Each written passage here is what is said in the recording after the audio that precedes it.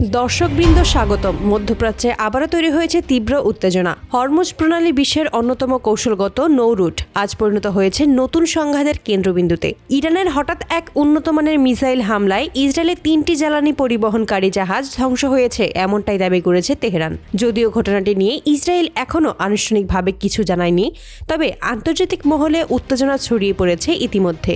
সূত্রগুলো জানাচ্ছে সাম্প্রতিক মাসগুলোতে ইসরায়েল তাদের বাণিজ্যিক নৌ চলাচল বাড়ায় এবং হরমুজ প্রণালী দিয়ে বেশ কিছু জ্বালানি জাহাজ যাতায়াত করছিল। স্থানীয় সময় রাত 3:30টার দিকে এই জাহাজগুলো লক্ষ্য করেই ইরান একযোগে মিসাইল হামলা চালায়। ইরানের বিপ্লবী গার্ড বাহিনী জানিয়েছে এটি ছিল সুনির্দিষ্ট প্রতিরোধমূলক প্রতিক্রিয়া। ফিলিস্তিনে হামলার প্রতিবাদে এবং মধ্যপ্রাচ্যে অস্থিতিশীলতা সৃষ্টির দায়ে ইসরায়েলকে বার্তা দিতেই এই পদক্ষেপ। সবচেয়ে বিস্ময়কর বিষয় হলো ইসরায়েলের অত্যাধুনিক প্রতিরক্ষা ব্যবস্থা, যেটি সাধারণত দূর থেকে আসা যে কোনো আক্রমণ প্রতিহত করতে সক্ষম। সেই ব্যবস্থা মিসাইলগুলোকে থামাতে পারেনি বলেই দাবি করেছে ইরান। তেহরানের ভাষ্যমতে নতুন প্রজন্মের মিসাইলগুলো বিশেষভাবে এমনভাবে নকশা করা হয়েছে যাতে সেগুলো শত্রুপক্ষের ডিফেন্স সিস্টেমকে বাইপাস করতে পারে এবং সরাসরি লক্ষ্যবস্তুতে আঘাত হানতে পারে। এই হামলার পর মধ্যপ্রাচ্যে কূটনৈতিক পরিস্থিতি দ্রুতই পরিবর্তন হতে শুরু করেছে।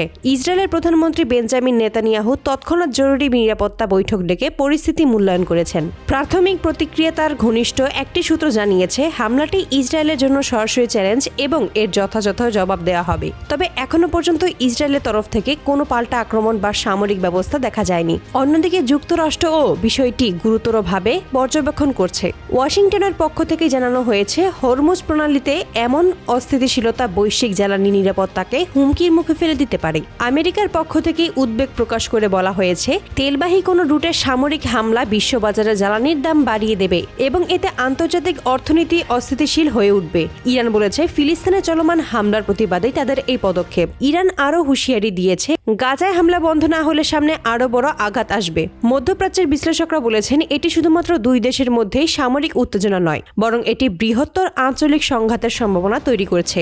ইসরায়েল ফিলিস্তিন যুদ্ধের প্রেক্ষাপটে মুসলিম বিশ্বের অনেক রাষ্ট্রই অসন্তোষ প্রকাশ করে আসছিল, আর ইরান সেই উদ্বেগকে সরাসরি সামরিক পদক্ষেপে রূপ দিয়েছে। তবে প্রশ্ন একটাই, এরপর কি হবে?